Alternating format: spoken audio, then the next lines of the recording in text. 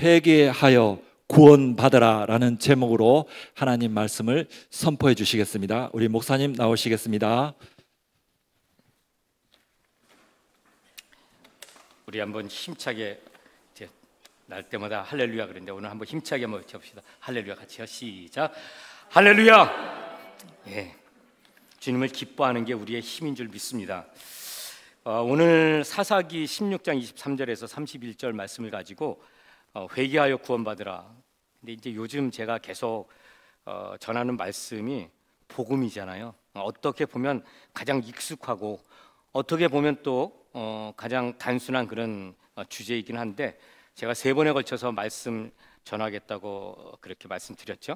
첫 번째 주제가 복음을 믿으라 하는 것이었죠. 그것은 복음의 내용이 단지 예수 믿고 구원받으면 천국 간다. 물론 근간은 그것이지만 그러나 내용이 먼저 하나님의 인간 창조 그리고 그 거룩하신 하나님 앞에서 인간이 타락하게 되죠. 불순종으로. 그로 인해서 영적으로 사망하게 된 것, 이게 복음의 시작이라 그랬어요. 하나님은 죄로 인해서 영원히 하나님과 분리될 그런 운명에 처한 죄인된 인간을 불쌍히 여기셔서 그들을 구원하시려고 하나님의 아들 예수 그리스도를 이 땅에 보내셨죠. 그는 우리 죄에 대한 대가를 대신 치르기 위해서 십자가에서 죽으신 다음에 사흘 만에 다시 살아나셨어요. 그래서 이를 통해서 누구든지 나를 위해 대신 죽으신 그 예수 그리스도를 하나님의 아들의 죽음이 나 대신 죽은 죽음이야, 이것을 인정을 하고 그리고 예수를 그리스도로 받아들이는 것, 그리스도는 곧 하나님의 기름 부은 자, 그리스도 왕, 그리고 그리스도 구원자, 그 의미가 있다 그랬죠. 이것을 받아들이고 믿으면 영원한 생명을 얻는다. 이게 이제 복음의 내용이죠. 이 복음의 진리를 알고 믿으면 구원받는다는 거예요. 그런데 진짜 복음을 믿게 되면, 복음을 믿으면 복음으로 말미암은 그 구원의 열매가 삶에 나타나게 돼 있다는 거예요. 그 이유는 뭐냐면 믿음의 본질 때문에 그렇습니다. 이것이 무엇을 의미하는가 하면 구원의 열매가 삶에서 나타나지 않아요. 구원의 열매라는 게 변화된 그런 삶을 말하죠. 이런 것들이 나타나지 않는다면 그것은 복음을 믿어서 구원받은 존재가, 다시 말하면 성도가 아니라는 거예요. 복음을 믿고 구원받은 성도는 그의 삶 속에 반드시 복음의 열매가 나타나고 세상 사람들이 그들의 살아가는 모습을 볼 때 하나님의 구원의 능력과 구원받은 삶의 그런 아름다움을 보고 나도 예수 믿어야 되겠다 고백하는 이런 고백이 나오게 돼 있다는 거예요. 그래서 너희 착한 행실을 보고 하늘에 계신 아버지께 영광을 돌리게 하라 하는 것은 우리의 착한 행실이 뭐겠어요? 그건 하나님의 뜻에 따른 순종의 삶을 말하는 거죠. 이것은 복음을 믿을 때 반드시 혹은 저절로 나타나게 되어 있다는 것입니다. 다음 주일날 이제 제가 이것에 이어서 복음을 살라잖아요. 복음을 믿으라, 복음을 살아내라. 그 다음에 복음을 이것에 이어서 복음을 전하라. 요거까지 하면 복음을 믿는다는 게 무엇인지 확실하게 우리가 깨달을 수 있다, 이런 말씀을 드렸습니다. 이제 다음 주에 복음을 전하라 이렇게 전하기로 하고요. 원래 오늘 복음을 전하는 것을 주제로 전하려고 했는데 제가 일주일 생활을 하면서 그런 생각이 들었어요. 어떻게 하는 게 복음을 살아내는 것인가? 이에 대한 대답은 명확하죠. 그것은 하나님 명령에 순종해서 나를 향하신 하나님의 계획과 뜻을 이루어가는 것을 말해요.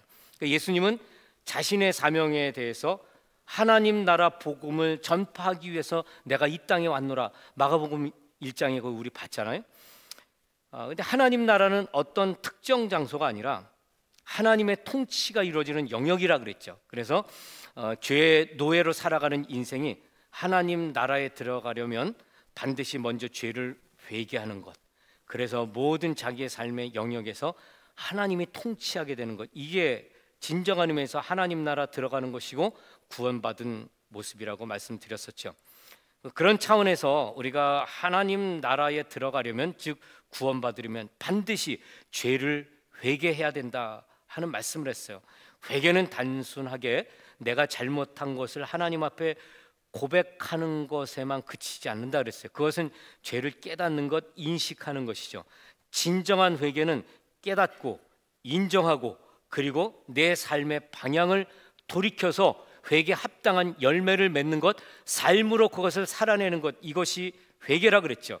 그래서 진정한 회개는 그냥 말로 고백하는 게 아니고 삶으로 그것을 증명해낼 때, 열매를 맺을 때 진정한 회개를 했다고 말할 수 있는 것이죠. 자, 그런데 성경에서 말하는 그러므로 회개하여 구원에 이르라고 말할 때 그 회개는 어떤 일회적인 그런 어떤 특정한 잘못, 어떤 특정한 사건에 대해서 내가 잘못한 걸 고백하고 그것으로부터 돌이키는 것만이 아니라 그 의미는 내 삶의 포커스와 목표, 방향 설정, 스타일, 보는 눈에 대한 그런 완전한 역전을 의미한다 그랬죠. 그러니까 우리가 구원받는다는 것은 회개하고 돌이켜서 하나님 나라를 바라보고 꿈꾸고 그리고 그것에 들어가기 위해서 하나님 명령에 순종하도록 내 인생의 모든 것들을 변화시키고 거기에 맞춰 살아가는 것, 이게 진정한 의미에서 회개라고 말씀드렸어요. 이제 이렇게 될 때 가장 걸리는 게 있죠. 그건 우상입니다. 우상. 내가 하나님 나라 백성으로 회개하고 주님 명령대로 순종하며 살려고 하는데 그게 잘 안 되죠.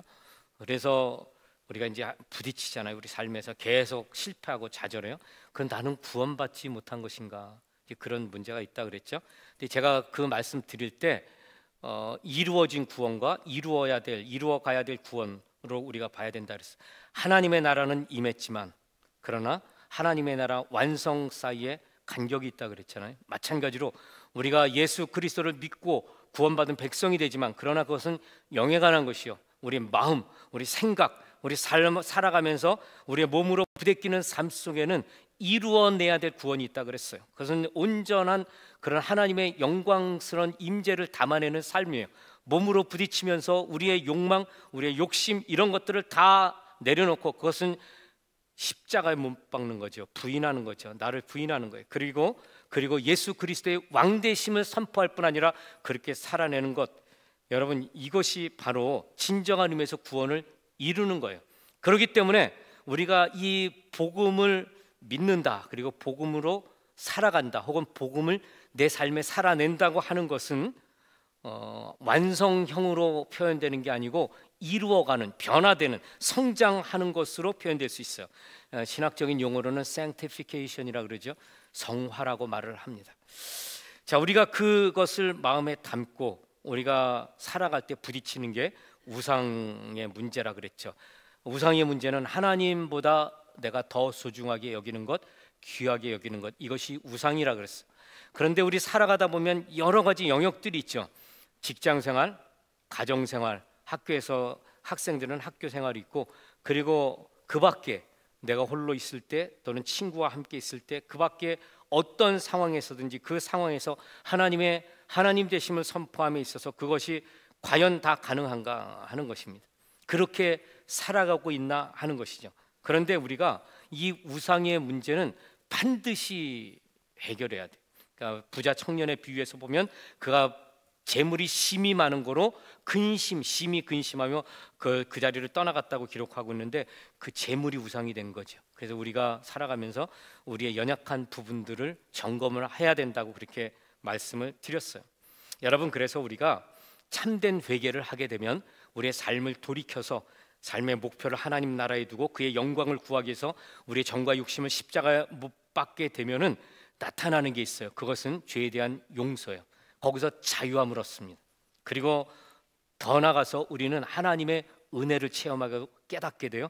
그럴 때 하나님의 사랑을 이해할 수 있고 경험하게 됩니다. 그러면 자유함이 있어요. 신앙생활 할 때 자유함은 구원받은 자의 가장 중요한 특징인 것을 제가 말씀드렸죠. 그렇게 자유하게 살아나갈 때 여러분 기쁨이 있는 것이죠.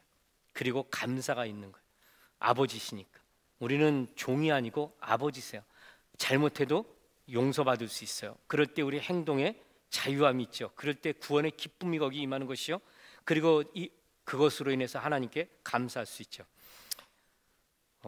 이제 제가 이렇게 말씀을 드렸는데 이제 참 지난 주에 제가 우리 성도님 한 분으로부터 질문을 받았어요. 이렇게 믿음으로 살아내는 이 구원이라는 게 제가 이제 이 단순한 예수 믿고 구원받는 걸 3번에 걸쳐서 쪼개니 이게 얼마나 또 많겠어요.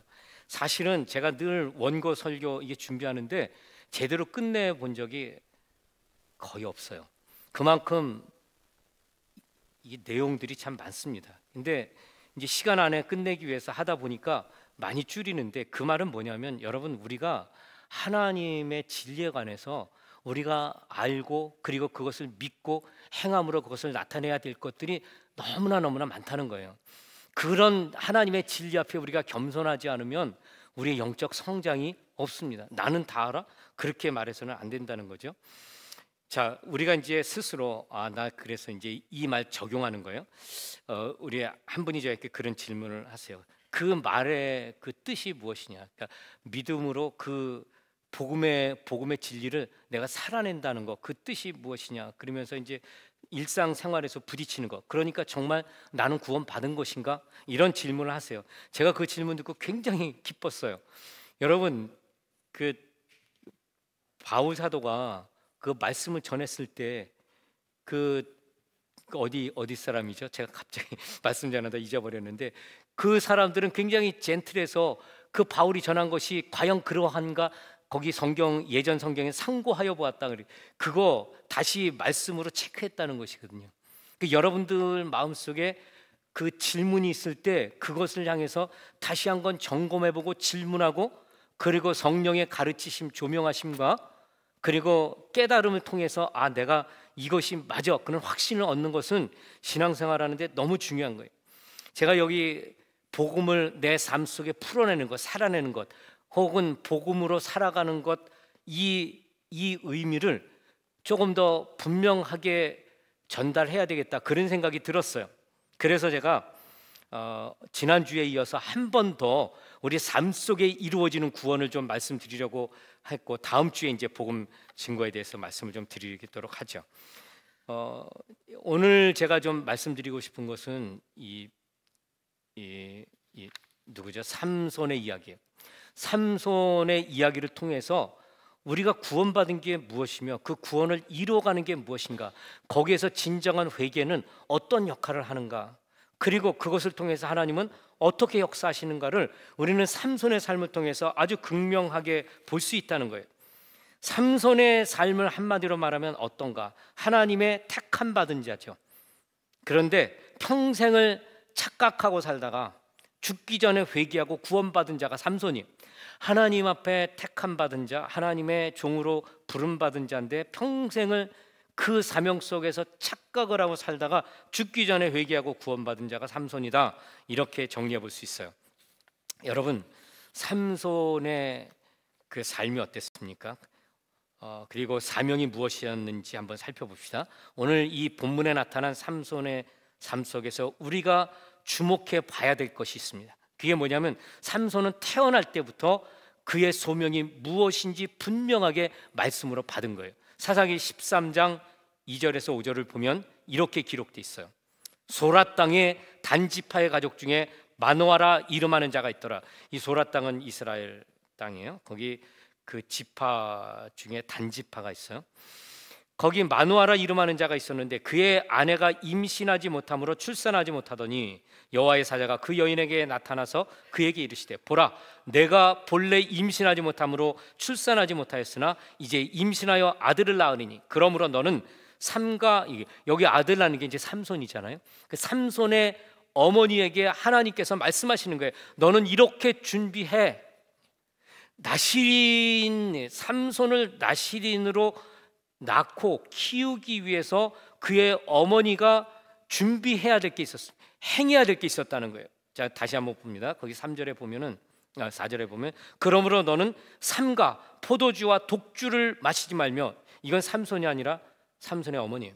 어떤 부정한 것도 먹지 말지니라. 보라, 내가 임신하여 아들을 낳으리니 그의 머리 위에 삭도를 대지 말라. 이 아이는 태에서 나옴부터로부터 하나님께 바쳐진 나시린이 됩니다. 그가 블레셋 사람의 손에서 이스라엘을 구원하기 시작하리라 하시니, 쭉 나가죠. 여기 본문을 보면 삼손은 태어날 때부터 하나님의 선택을 받았어요. 나시린으로 그렇게 평생을 살도록 하나님께서 정하셨어요. 그리고 나시린으로 살면서 무엇을 해야 되는지 사명도 가르쳐 주셨어요. 그것은 이스라엘을 억압하는 블레셋 사람들로부터 그들을 구원하라. 이스라엘 백성, 내 백성을 구원하라. 끄집어내라. 그렇게 해방시키라 하는 그런 사명을 받았다는 것입니다. 이제 그게 구원의 역사에서 어떤 의미가 있냐면 하나님의 나라를 온전하게 세워나가라는 것입니다.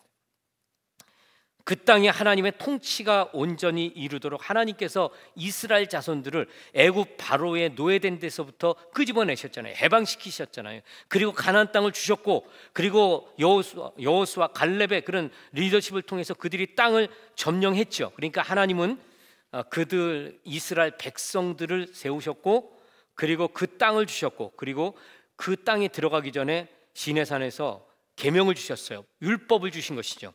그 목적이 무엇이겠습니까? 하나님의 나라를 그곳에 세우시겠다는 거예요. 그런데 블레셋이 그와 같은 하나님의 목적에 반대되는, 그들의 다곤 신을 믿는 그 블레셋 사람들이 이 이스라엘 자손들을 괴롭히는 거예요.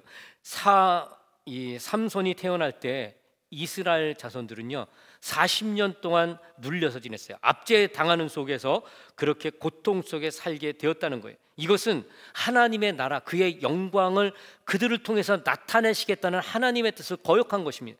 달리 말하면 블레셋은 하나님을 대적한 것이죠. 이스라엘을 억누르고 노예 삼는 것은 하나님을 대적하는 거예요. 자, 그런 관점에서 볼 때 삼손의 사명은 하나님 나라를 세우라, 이루어가라는 거예요. 그런데 이 사명은 오늘날 교회에 주신 사명과 완전히 동일합니다. 구원의 역사라는 관점에서 삼손에게 나실인되어 이 일을 이루라 하는 사명과 교회, 그리고 교회의 일원인 우리 자신에게 주신 하나님의 사명은 완전히 일치하는 것입니다. 요한복음 20장 21절을 보면 주님은 제자들을 향해 이렇게 말씀하시죠. 예수께서 또 이르시되 너희에게 평강이 있을지어다. 그리고 말씀하시기를 아버지께서 나를 보내신 것 같이 나도 너희를 보내노라. 여러분, 이 말씀의 중요성과 의미 아시죠?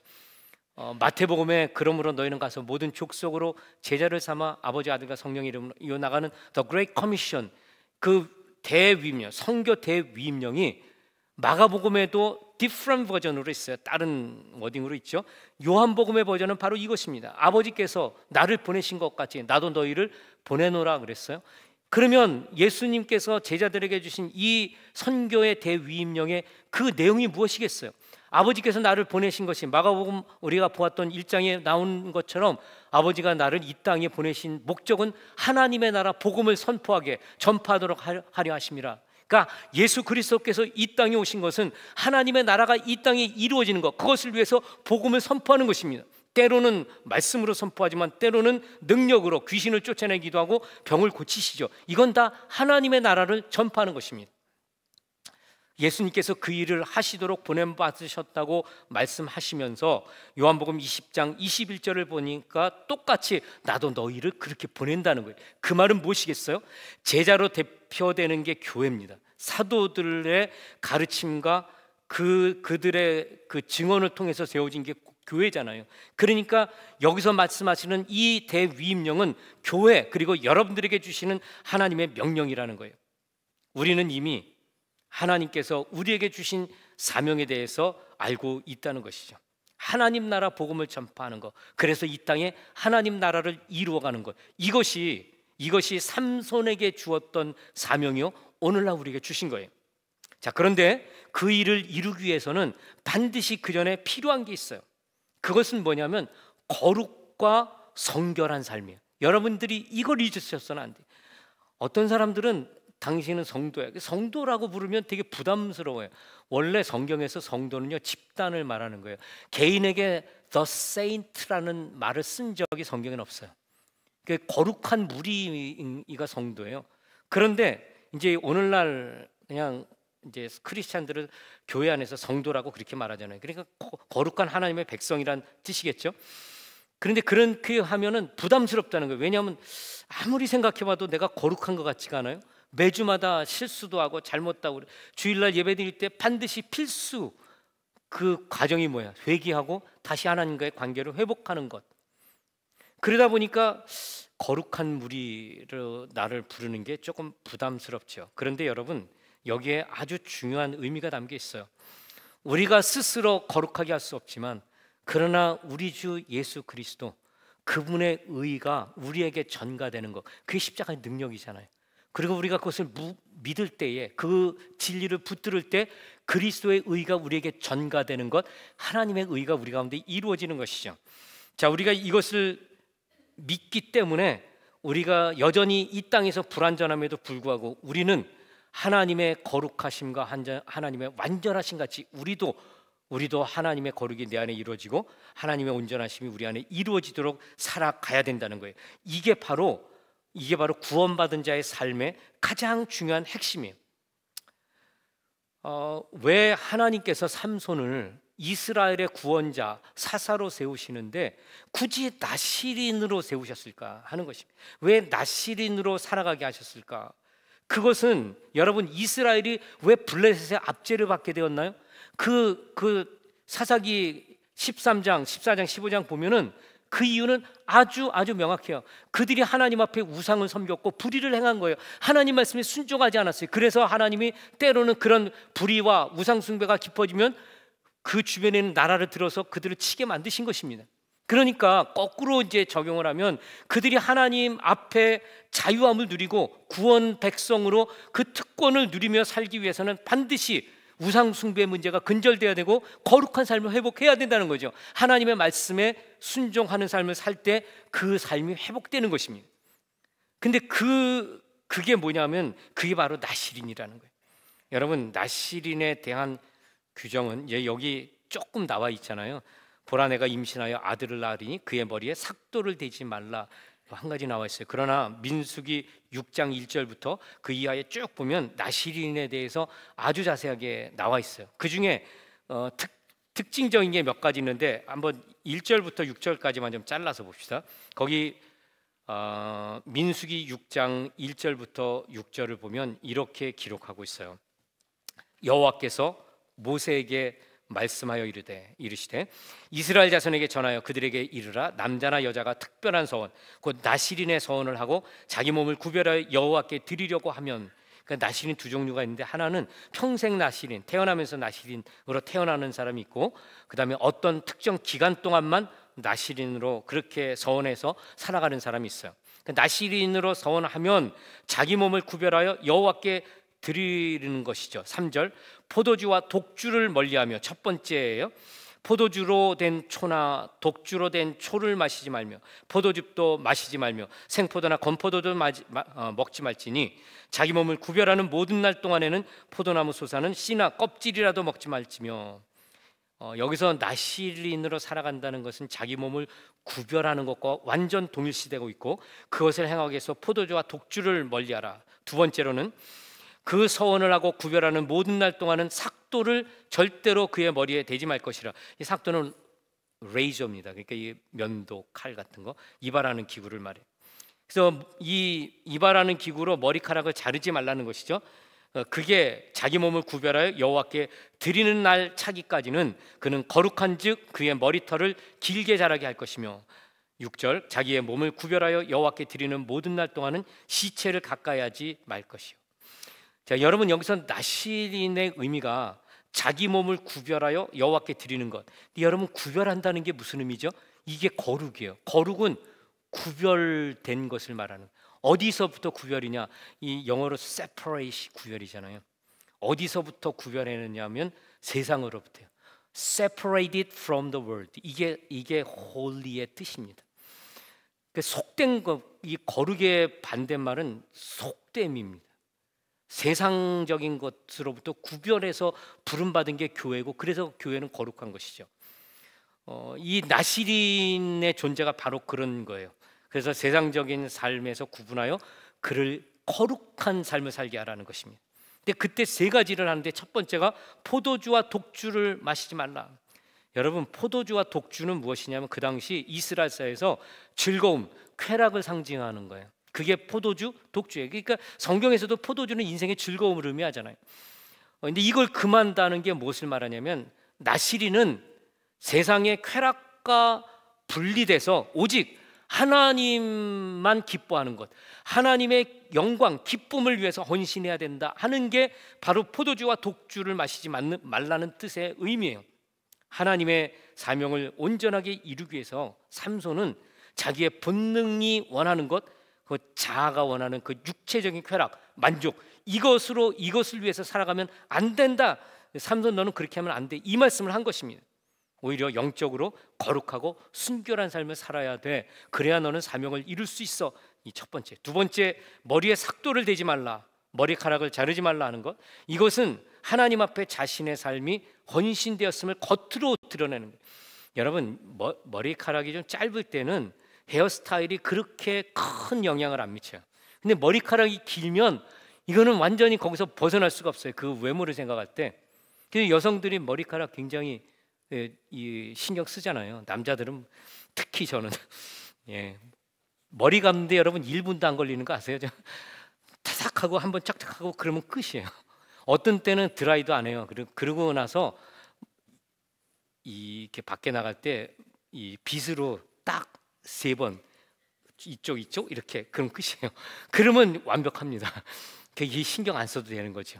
자, 그런데 이 여성들은 머리가 길잖아요. 그러니까 온갖 신경을 다 써야 되죠.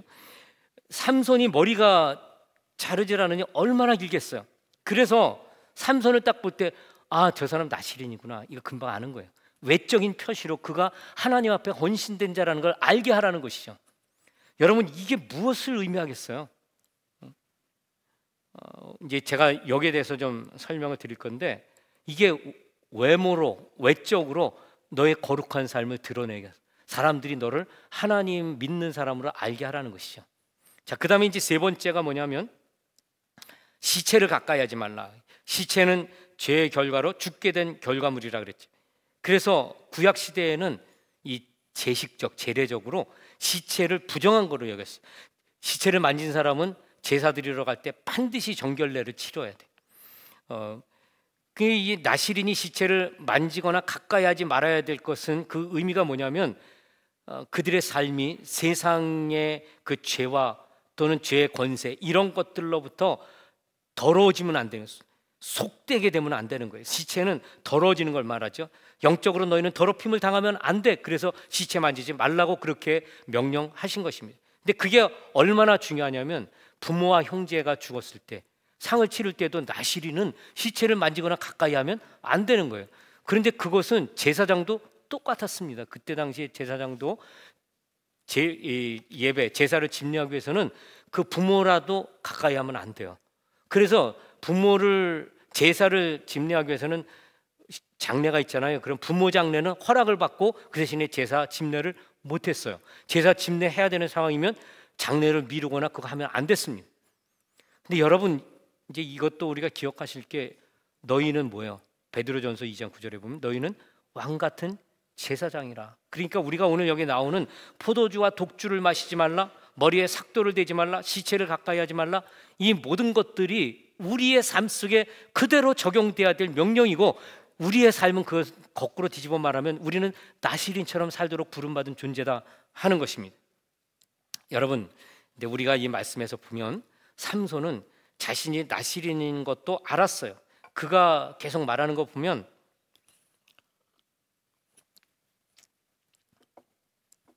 내가 나실인이라는 걸 인식하고 살았다는 거예요. 그리고 더 나아가서 그 나실인으로 살아가는 목적이 무엇인지도, 자기의 사명이 하나님께서 주신 게 뭔지도 분명하게 다 알고 있었어요.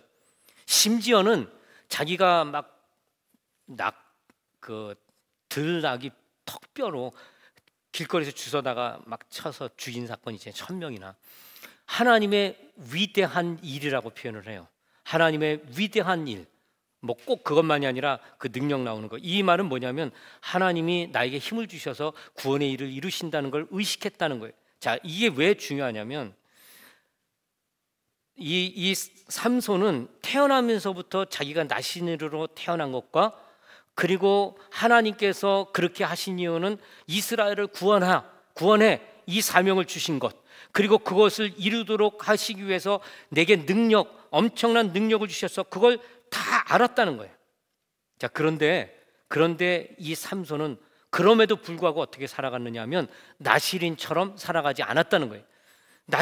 전혀 나실인처럼 살아가지 않았어요. 자, 이제 예를 들어 보면 이 삼손이 포도주와 독주를 마시지 말라 그렇게 돼 있잖아요.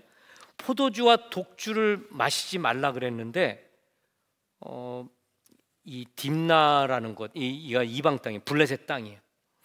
이 삼손이 블레셋 땅에 놀러 가기를 잘했어요. 왜냐하면 그 땅에는 세상에 쾌락이 있거든요. 그래서 놀러 가는데 딥나에서 아주 어여쁜 그런 아가씨를 보게 됐어요. 한눈에 반했어요. 야, 나는 딥나의 그 아가씨랑 나는 결혼해야 돼.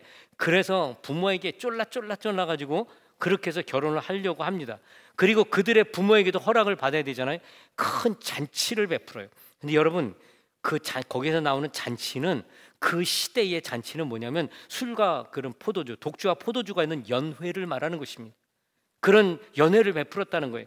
그러니까 이 삼손이 잔치를 베풀었더라 했을 때 거기 그 안에 담기는 의미는 뭐냐면, 그 삼손이 이방인들과 교제를 했고 심지어는 이방 여인을 사랑했고 그들을 즐겁고 기쁘게 하기 위해서 연회를 베풀면서 포도주와 독주를 마시면서 그들과 함께 했다. 이방인들과 함께 하는 삶을 살았다는 것입니다. 그 다음에 이제 이 시체를 가까이 하지 말라 그랬잖아요. 그런데 이것도 마찬가지예요. 그 딥나에 갔다 오는 길에 그 길거리에서 사자를 만나죠. 젊은 사자였어요. 이 젊은 사자 엄청난 힘이 있는 거죠. 그런데 하나님의 성령이 그때 임해서, 그래서 힘이 막 나가지고 그 사자를 죽였는데 어떻게 죽였냐면은 찢어서 죽였다. 이야, 이게 얼마나 강한 힘이에요. 그 엄청난 힘으로 이 삼손이 이 젊은 사자를 찢어서 죽였다고 성경은 그렇게 기록하고 있어요. 그런데 그렇게 죽이고 나서, 죄송합니다. 제가 여기 좀 다들 지금 울리고 있는 거죠. 켜놓은 사람들은 이런 게 울리고 있네. 자, 주님의 재림이 가까웠습니다. 경kom이에요. 네.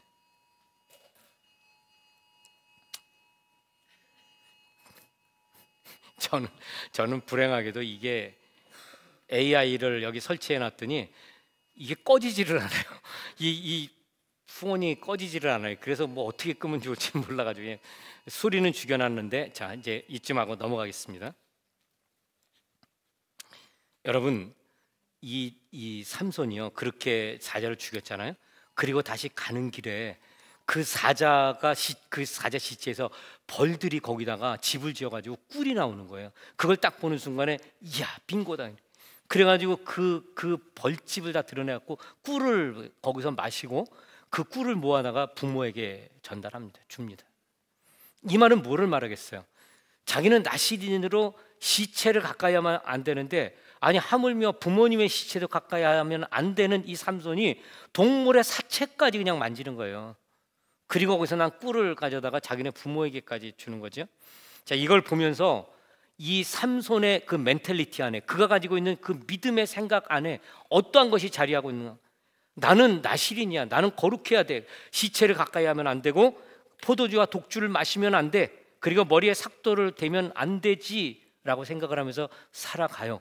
그러면서 생각하는 게, 그래도 나는 나실인이고 하나님 나의 주신 사명자야, 이게 있다는 거예요. 여러분, 그런데 이것을 justify 하는 게 하나 있어요. 그거를 타당하게 여기게 만드는 게 있어요. 그게 뭐냐면 머리카락을 그냥 두는 거예요. 삭도를 대지 않는 거예요. 이 삼손은 평생 살아가면서 이 머리카락을 자르지 않는 것이 얼마나 중요한지를 너무나 깊이 알고 있었고 귀하게 여겼어요. 근데 그럴 수밖에 없는 것이 무엇입니까? 그 힘의 근원이 거기 있다는 걸 그는 믿었고 알았거든요. 그러다 보니까 이거 잘리면 나는 끝이다, 나 힘 없어져. 그래서 끝까지 그것을 지키려고 버둥버둥하다가 마지막 순간에 넘어지죠. 무너지게 돼요. 드릴라 때문에. 그렇죠? 사랑하는 여인 드릴라가 그렇게 계속 그냥 못 살게 구니까 할 수 없이 가르쳐 주죠. 자, 여러분, 이게 여기에 굉장한 영적인 그 의미가 담겨 있어요. 이 삼손이 이 머리에 삭도를 대지 않고 자르지 않고 그리고 살아가면서 그가 가졌던 생각이 뭘까요? 아, 나는 나실이냐. 나는 그래서 머리카락을 자르지 않아. 그리고 이 머리카락을 자르지 않으니까 내게 능력이 있어. 나는 그 능력으로 하나님의 사명을 감당할 수 있지. 삼손의 머리에서는 이게 떠나지 않았던 거예요. 그리고 자기는 나신이라는 것이죠. 여러분, 우리가 예수 믿을 때 나는 구원받았어, 그것에 대해서 나름 근거를 갖고 있어요. 적어도 나는 일주일에 한 번은 주일 예배에 참석해. 정기적으로 예배에 참석해. 아니, 그것만이 아니고 주일 예배 드리고 나면 성도들과 교제를 가지지. 교회에서 프로그램 있는 거 내가 참석하잖아. 교회에서 행하는 그런 어떤 액티비티, 이런 사역들에 내가 열심히 하고 있잖아. 교회가 온전하게 서기 위해서 나 가끔 기도도 하잖아. 나름대로요, 내가 크리스찬인 것에 대한 그런 증거들을 우리는 나름대로 확보하고 있어요. 그리고 우리는 생각할 때 내가 이것만 쥐고 있으면 나는 구원받은 자야. 스스로 말은 그렇게 하지 않아도 스스로 자신을 설득시킵니다. 그래서 누군가 너에게 물어볼 때, 야, 너의 종교는 뭐야? 뭐 이런 센서스 할 때도 있고, 또 누군가 물어보죠. 너 종교 뭐야? 그럼 나 크리스찬이야. 너가 크리스찬이야? 이유를 물어보면 1, 2, 3, 4 나름대로 있죠. 근데 여러분, 이런 것들이 정말 과연 내가 크리스찬인 걸 증명해 주는 것일까? 이렇게 내가 생각하고 붙들고 있는 것이 과연 나의 구원을 보장해 주는 그런 믿음의 근거가 될까 하는 것입니다. 제가 오늘 이 말씀을 본문으로 삼은 것은 바로 여기에 있어요. 여러분들이 나름 생각할 때 나는 성도야, 나는 크리스찬이야. 왜냐하면 1, 2, 3, 4, 5 어떤 사람은 10까지 넘어갈 수도 있어요. 그런데 그 많은 항목들 혹은 1, 2, 3에 그칠지 모르겠어요. 그것이 과연 여러분들을 하나님 보시기에 합당한 성도 크리스찬으로 여기게 만들 근거가 될 것이며 내가 구원받았다는 확증의 근거로 삼을 수 있을까 하는 것입니다. 분명한 것은요, 수많은 그런 설교가들이 말할 때 내가 교회 다닌다 그래서 구원받은 것 아니다, 내가 믿는다고 말하는 것으로 구원받은 확증이 안 된다. 그 근거로 예수님 말씀하신 것처럼 내가 주님의 이름으로 귀신을 쫓아내고 병자들을 고치고 그리고 내가 선지자 노릇을 하지 않았습니까? 그런다 할지라도 내가 너를 도무지 알지 못하니 불법을 행하는 자들아 내게서 떠나가라 그런다 그랬잖아요. 우린 이 모든 것들을 다 알고 있죠. 여러분, 이 삼손의 문제는 바로 거기 있었어요. 삭도를 내지 않는 것 엄청난 일입니다. 이 머리가 길어질 때 이거 어떻게 관리하겠어요? 그리고 사람들이 그런 나를 보기만 하면 아, 저 사람은 나실이냐, 그거 인정하지 않을 수 없죠. 우리 외모를 보면요, 우리 외적으로 드러나는 거 보면 그렇게 만드는 게 있어요. 목사 같은 경우는 적어도 사람들 앞에 실없는 소리 하면 안 되죠. 실없는 소리 했다 나중에 복음을 전하는데 저것도 실없는 소리 그러고 들으면 어떻게 해요? 저는 그런 생각을 많이 해요. 그래서 농담을 해도 진짜 이상한 농담은 저 안 합니다. 여러분들이 비록 웃고 아재 개그라고 할지언정 그것과 정말 거부감을 느끼는 농담, 저는 그런 농담을 하지 않아요. 모르겠어요. 말실수로 그런 적이 있는지는 모르겠습니다만, 그런데 여러분, 우리가 이 말씀 가운데서 나름대로 내가 크리스찬이야, 나는 목사야, 나는 장로야, 나는 그래도 신앙 경력 20년 30년이기 때문에 나는 이 정도는 되지, 그리고 보여주는 것들이 있잖아요. 그런데 과연 그런 것들이 하나님 앞에 인정받는 참된 성도의 근거가 될 수 있겠는가를 도전하는 것입니다. 이게 우리의 삶에 너의 구원을 점검하라는 뜻이에요. 제가 아까 그랬죠. 복음은 구원의 메시지라 그랬어요. 나는 복음을 믿었어요. 구원받았어요. 과연 그런가? 그랬을 때 오늘 여기 삼손처럼 머리 깎지 않고 있으면서 힘을 내요. 근데 그게 과연 나시린으로서의 사명을 감당하는 것인가 하는 것입니다. 정말 심각한 것은요, 그가 머리 깎지 않는 한 하나님의 성령의 감동을 통해서 능력이 임한다는 것입니다. 그는 그 힘으로 아까 말씀드린 것처럼 들나귀 턱뼈를 가지고 휘둘러서 1000명이나 되는 사람을 일시에 다 죽였어요. 어마어마한 기적이에요. 여러분, 이런 기적이 어떻게 있을 수가 있어요? 1000명이 되는 사람이 한 명을 당해내지 못하는 건 이건 기적 중에 놀라운 기적입니다. 그런데 이 삼손은 그런 일을 했어요. 누가 그랬습니까? 성령의 능력으로. 그는 또 마찬가지로 그의 삶 속에 여러 가지 그런 기적들이 나타나는데 그런 힘이, 능력이, 사자를 찢어 죽인 것도 마찬가지죠. 그런 능력이 임하는데 그게 뭐예요? 머리카락 긴 것을 통해서 힘이 임하고 그 성령의 능력으로 그렇게 한 것입니다. 우리가 예수 믿을 때요, 하나님을 섬긴다고 해요. 그리고 나는 이렇게 믿노라고 해요. 목회자도 마찬가지예요. 여러분 어떻게 보실지 모르겠지만 여기서는 절박하신 분들이 좀 덜한 것 같아요. 제가 여러 번 간증드렸죠. 케냐 있을 때는 예배만 끝나면 줄줄이 섭니다. 기도 한번 받으려고요. 어떤 때는 그냥 기도 끝나고 1시간 반 이상으로 그냥 계속 기도해 줄 때가 있어요. 상이 기다리니까, 배고픈데 밥 먹어야 되는데. 그 하나님의 역사가 임하는 것입니다. 그런 능력이 나타나는 거예요. 왜냐하면 그들은 다른 방법이 없으니까 하나님의 능력만 의지하는 거죠. 그 순간에는. 그러다 보니 뭐 제가 위대하고 잘나서가 아니고, 제가 신령해서가 아니고 하나님이 그들을 불쌍히 여기셔서 그런 일들이 나타나는 것이죠. 그러나 여러분, 그런다고 해서 그게 하나님의 능력이 제 능력입니까? 여러분들이 저에게 기도 부탁할 때, 우리 안태현 목사는 너무 신령해, 능력이 많아, 그래서 기도받는다? 그거는 뭐 할 필요가 없는 이야기. 제 능력으로 할 수 있는 것은 아무것도 없어요. 오늘 찬양 부르는데 정말 감동이 됐어요. 그 뭐죠? 갑자기 또 저 요즘에 말하려고 잊어버리는 게 자꾸 그 찬송가에 내 주를 가까이 하려 하면 십자가 짐 같은 고생이야. 저는 그 찬양을 부를 땐 그냥 부를 수가 없어요. 막 가슴이 막 터질라고 그래, 터질라고. 근데 그게 좋은 의미도 있지만 너무 부족하니까 그런 것도 더 많아요. 내 주를 가까이 하려 함은 십자가 짐 같은 고생이죠. 인생 살아가면서 광야에서 야곱이 정말 그 모든 죄책감, 두려움, 떨림 속에 광야를 걸어가다가 밤이 이르러서 자는데, 광야에서 엎드려 자는데 얼마나 두렵고 떨리고 죄책감에 눌리겠어요. 돌베개를 잠자고 있는 그때 그 야곱을 생각하는 거예요. 근데 여러분, 그런 인생을 생각하면서도 목회자로 얼마나 부족한지 모르겠어요. 이게 굉장히 힘들어요. 그러면서 싸우는 거죠. 하루하루 싸워나가는 거죠. 제가 정직하게 고백하면 승리하는 것보다 넘어지는 게 더 많은 것 같아요, 제 생각에. 그러면서도 하나님이 주신 사명이에요. 그거를 부정할 수가 없어요. 저는 죽더라도 그 사명을 놓을 수가 없어요. 너무나 귀하고 너무나 좋아요. 저는. 하나님의 말씀을 강단에서 외치는 건 너무나 좋습니다. 복음을 나가서 전하는 건 저에게는 너무나 좋은 거예요. 그런데 그것을 감당하고자 하는 제가 너무 연약한 거죠. 제가 말씀 준비하면서 삼손이 나구나, 나시린으로 저 어릴 때 작정했거든요. 뭐 태어나면서부터 하나님 작정하신 것은 잘 모르겠어요. 근데 저는 정말 어릴 때 하나님 앞에 바쳐진 존재였어요. 제가 그렇게 또 헌신했어요. 그리고 여기까지 왔는데, 그러면서 그 길에서 벗어나겠다고 생각한 적은 한 번도 없습니다. 후회한 적도 없고요. 그리고 또 늘 감사와 기쁨으로 걸어왔죠. 그런데도 여전히 너무나 부족하기 때문에 감당할 수가 없어요. 그래서 그런 찬송을 한번 부를 때마다 가슴이 터질 것 같아요.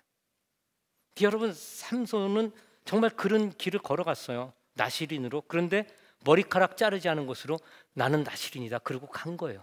그리고 그 안에 하나님의 능력이 나타나요. 성령의 역사가 나타나요. 여러분, 그렇다면 정말 내가 받은 구원은 무엇인가? 나를 통해서 하나님 행하시는 건 도대체 뭐지? 질문해 봐야 되지 않겠어요? 제가 목사 된 것이 하나님이 나를 거룩하게 여겨서일까요?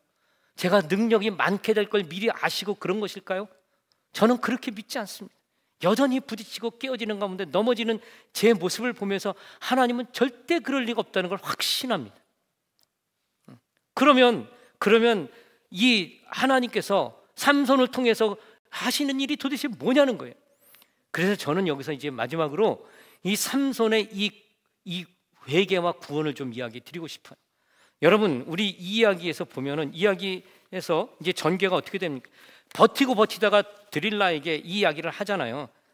결국은 못 살게 그러다가 이제 이 머리카락의 비밀을 말하고 잘리고, 그래서 이제 이렇게 힘을 다 잃어버리게 돼요. 그리고 블레셋 사람들에게 붙잡혀서 감옥에 갇히게 되죠. 자, 그런데 우리가 이런 상황에서 이 삼손이 어떻게 되었나? 삼손은요, 벌을 받았어요. 그것 때문에.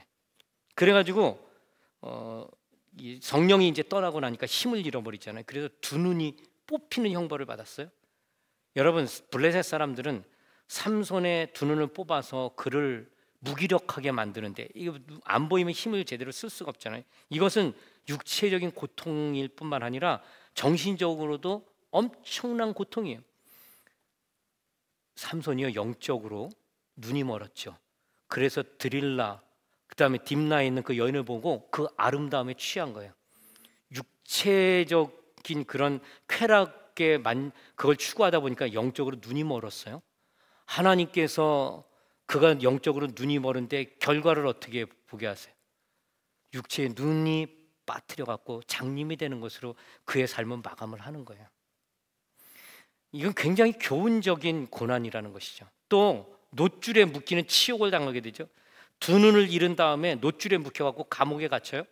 여러분, 이 놋은 이거 쇠잖아요. 이 쇠줄에 이렇게 묶여가지고 감옥에 갇히는데, 육신의 쾌락의 노예가 되니까 영혼이 죄의 감옥에 갇히는 걸 보여주는 것입니다. 육신마저 놋줄에 묶이잖아요. 우리가 하나님 앞에 쾌락을 쫓아가게 되면 우리의 모든 능력은 다 사라지고, 그리고 이렇게 죄의 노예로 감옥에 갇혀 사는 거예요. 우리 주님께서 이 감옥에 갇힌 자를 해방시키러 온 것은 바로 그 이유 때문에 그런 것입니다. 또 마지막 한 가지 더 있죠. 맷돌을 돌리는 고된 노역, 이렇게 부림당하잖아요. 감옥에 갇힌 삼손은 맷돌 돌리는 힘든 노동을 해야 되는데, 이게 뭐예요? 노예 종이죠. 과거에 그는 하나님의 종이었어요. 그런데 지금 그 쾌락 속에서 힘을 잃고 나니까 뭐냐면 죄의 노예가 돼요. 이방인들 적의 노예가 되는 거예요. 사탄의 노예가 되는 거예요. 비참한 처지죠. 이게 바로 죄에서 회개하지 않고 돌이키지 않을 때 나타나는 결과입니다. 자, 그런데 본문 28절 보면 이렇게 기록하고 있어요. 마지막 순간이 삼손이 여호와께 부르짖어 이르되 주 여호와여 구하옵나니 나를 생각하옵소서. 하나님이여 구하옵나니 이번만 나를 강하게 하사 나의 두 눈을 뺀 블레셋 사람에게 원수를 단번에 갖게 하옵소서. 여러분, 자신의 잘못을 깨닫고 하나님 앞에 회개하며 간절히 구하는데 그 기도가 뭐냐면 내 원수 갚아달라는 거예요. 우리는 이 기도를 통해서 영적으로 아주 중요한 교훈을 얻습니다. 여러분들이 이것을 꼭 기억하세요. 이 죽음은 장엄한 죽음이죠. 그 수많은 사람들, 생전에 죽였던 하나님의 원수들을 그것보다 더 많은 죽음, 그렇죠? 장엄한 죽음이에요. 그런데 그 장엄한 죽음이 아름답고 귀하게 보이기에는 너무나 부족하죠. 왜 그럴까 하는 거예요. 그 이유는 뭐냐면 삼손의 삶이 하나님 보시기에 아름답지 못했어요. 하나님 보시기에 받아들일 만한 것이 아니라 오히려 하나님의 명령에 불순종한 삶을 살았어요. 그래서 그는 비록 죽을 때 장엄한 죽음을 죽었지만 그 장엄한 죽음이 아름답고 고귀하게 보이지 않더라는 것이죠. 여러분, 삼손의 삶은 자신의 쾌락을 추구하는 자아중심적인 삶이에요. 그러다 보니까 죽음의 순간에도 하나님의 영광을 위하여 그러고 순교하는 게 아니에요. 하나님, 내 원수를 이번 한 번만 내 원수를 갖게 없어 이러고 죽은 거예요. 근데 여러분, 그 마음 안에는 자기 자신에게 주셨던 사명, 블레셋으로부터 이스라엘을 구원하라, 이 사명이 있었어요. 그래서 이 죽음을 택한 거예요. 그러나 그 죽음은 자신의 원수를 갖기 위한 죽음이었죠. 이거를 보면서 우리가 깨달아야 될 게 있어요. 우리 삶에서 어떻게 해야 진정한 의미에서 구원을 이루고 하나님의 영광을 위해서 살아갈 수 있겠는가 하는 것입니다. 삼손의 삶에 대해서 우리는 이런 질문을 할 수 있어요. 삼손은 과연 구원을 받았을까? 근데 여러분들은 어떻게 생각하세요? 지금 제가 복음을 믿으라, 그리고 복음을 살아내라 이 관점에서 볼 때 삼손은 과연 이 구원 받았을까? 근데 히브리서 기자는 대답을 명확하게 합니다. 이 히브리서 11장 32절, 내가 무슨 말을 더하리요? 이 히브리서 11장 32절에 기드온, 바락, 삼손, 입다와 다윗과 사무엘과 및 선지자들의 일을 말하려면 내게 시간이 부족하리로다. 그 삼손은 이 사사로 선지자들과 같은 그런 그 반열의 이름을 올렸어요. 그 말은 뭐냐면 하나님이 그 삼손을 구원하셨다, 그리고 인정하셨다는 거예요. 그런데 여러분, 이 삼손이 그렇게 이름은 올렸지만 그것은 최후에 하나님 앞에 회개했을 때 하나님 그걸 받으신 것입니다. 그래서 그는 죽음을 통해서 하나님의 사명을 이루게 하신 거예요. 하나님 받으셨어요. 그러나 여러분, 이 그의 죽음은 비록 하나님이 받으신 죽음이지만 아름다운 죽음이 아니라는 거예요. 그렇게 하나님의 영광을 드러내는 게 아니라는 거죠. 많은 사람들이요, 이제 결론의 말씀에서 마무리예요. 여러분, 많은 사람들이 하나님 앞에서 믿음을 가지고 산다고 말을 해요. 그러면서 이 삼손처럼 그 긴 머리카락 하나 가지고 사람들에게 자랑합니다. 나 하나님의 사람이야. 나 이렇게 경건해. 나 이런 능력 있어. 그러고 살아요. 그리고 나 구원받았어. 나 하나님 앞에 받을 상급 있어. 그렇게 말을 합니다. 그러나 여러분, 정말 그런가? 여러분 반드시 점검하셔야 돼요. 특히 우리 주님께서 오실 날이 얼마 남지 않은 이때 여러분들의 신앙의 경력과 업적으로 하나님 앞에 어필할 수 있을지 정말 심각하게 질문하셔야 돼요. 더 나아가서 이 삼손은 하나님 앞에 그래도 마지막 힘을 달라고 기도했어요. 그리고 나서 하나님이 그를 그렇게 사용하셨죠. 그런데 그럼에도 불구하고 삼손의 죽음은 그렇게 아름다운 죽음이 아니었다라는 거예요. 여러분, 살아가면서 마음대로 살고 나도 삼손처럼 하나님이여 마지막이 오니 나를 좀 그래도 주님 나라에 영접하옵소서, 마치 십자가에 달렸던 주님과 함께 달렸던 무명의 그 강도처럼 그래도 마지막 한 타임만은 남겨놓자 이루고 살아가는 사람들, 여러분 반드시 실패할 것입니다. 지금 삼손의 이야기는 그걸 말하는 게 아닙니다. 너라도 죽기 전에 반드시 고백하면 구원받아. 지금 제가 그런 말을 하는 것도 아니고 하나님의 은혜는 그렇게 주어지는 게 아니에요. 그러면 이 죽음이 우리에게 어떤 의미가 있는가? 그것은 하나님 앞에 회개할 때 온전하게 회개하라는 것입니다. 그리고 그것을 통해서 하나님의 영광을 드러내라 하는 것입니다. 여러분들이 평소에 살아갈 때 이 회개와 이 구원의 열매를 가지고 살지 않으면 비록 죽어서 삼손은 구원받았지만 그 죽음이 하나님 앞에 그렇게 큰 영광을 드러내지 못하는 그런 비참한 죽음을 하는 거예요. 두 눈이 뽑혀요. 죄의 노예처럼 맷돌을 갈아요. 그리고 사람들이 조롱거리, 희롱거리가 돼요. 그게 삼손의 죽음이에요. 이제 여러분들 삶을 점검하면서 기억하셔야 될 게 있어요. 나는 무엇에 묶여서 사는가? 내 삶에서 하나님의 구원의 열매는 도대체 어떻게 나타나는가?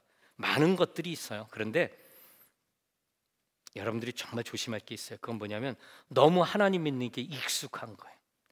예수님의 이름을 불러도 감동도 없고 구원을 말해도 뭐 당연하지, 감사도 없어요. 기쁨도 사라졌어요. 여러분 반드시 점검하시기를 바랍니다. 또 나는 영적으로 많이 알아, 이런 교만이 있어요. 그래서 하나님과 굉장히 친한 것으로 생각하고 뭐 하나님에 대해서 말하고 간증하면 뭐 그냥 밤새 말할 것 같아요. 내가 몇 년 전에 내가 이런 체험이 있었어. 신앙 경력 많은 사람일수록 그러기 쉽죠. 그런데 여러분, 하나님을 아는 지식에 대한 교만이 삼손처럼 머리카락 하나 잡고 구원받았다고 나는 하나님의 일꾼이라고 자랑하는 것과 똑같습니다. 그것이 여러분들의 삶을 무너뜨릴 수 있다는 걸 기억하셔야 돼요. 또 한 가지 중요한 게 있어요. 재정적인 거예요. 뭐 여기 이제 사시는 분들 물질적으로 뭐 그렇게 많이 풍요하다 잘 모르겠어요. 그런데 물질적으로 풍요한 삶을 살게 되면 하나님을 잊기가 참 쉽습니다. 그리고 거꾸로 생각을 해요. 하나님이 나를 축복하셔서 내가 이렇게 부자로 산다고. 그런 사람들 많이 보셨죠? 여러분 정말 조심하셔야 돼요.